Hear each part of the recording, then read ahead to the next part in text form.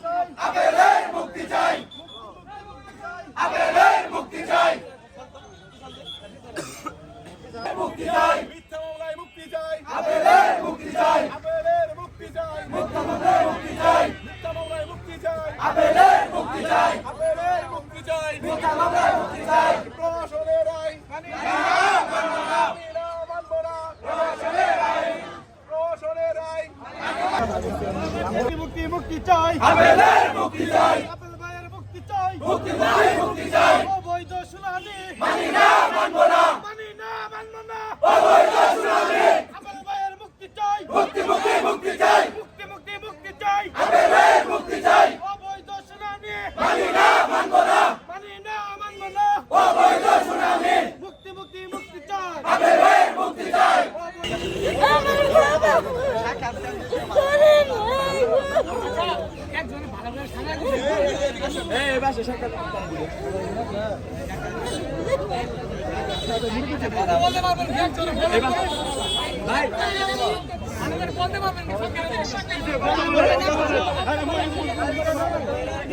বললাম তো ঘটনা কি সবাই রেডি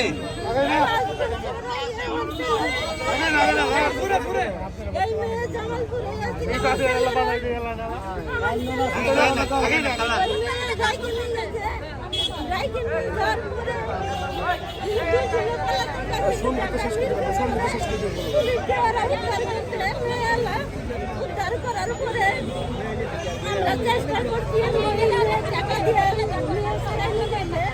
সারাই নিয়ে যাবো। আমার ছেলে 1 মাস জল কাটার পরে আমরা বাই করছি। বাই করার পরে আজমের কাছে গেছে ওই রংটা ধরনের জায়গা পরে ফারুক চৌধুরী দিতে হওয়াটা ফারুক চৌধুরী করে আইছে। ফারুক চৌধুরী নাল মেরে ধরে নিয়েছে হতে আজই হয় নাই। তারপরে গেছে ইয়ার কাছে দিকে মহসিন নেতার কাছে দিতে বেরোতার করছে কারোবার করছে। আমরা মেয়ে চাইছি, মেয়ে দেয় নাই। তারপরে নলেন্দ্র জিন্না নেতার কারোবার করছে, মেয়ে চাইছি দেয় নাই। এমনকি আমার ছেলে ওই তারিখে 19 দিন আগে হাজিরা দিবে রাইছি জোরে কারোবার করছে, জোরাত করছে। আমি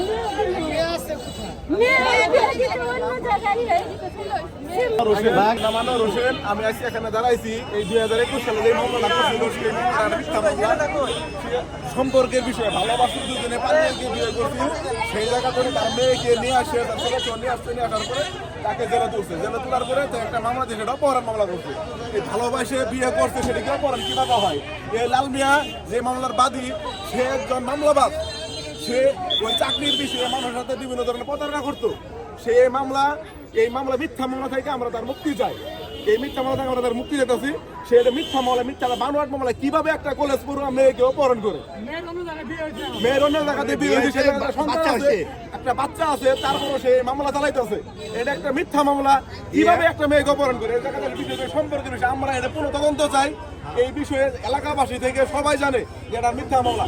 সব জায়গাতে একটা আলোচনা ছিল যে সম্পর্কের বিষয়ে বিয়ে হয়েছে, ঢাকা তারা পালিয়েছিল, সেই জায়গাতে তারা ছেলেকে জেলে তুলছে। এই জায়গাতে আইসের মামলা করার পরে এই মিথ্যা মামলায় আমরা তার মুক্তি চাইছি।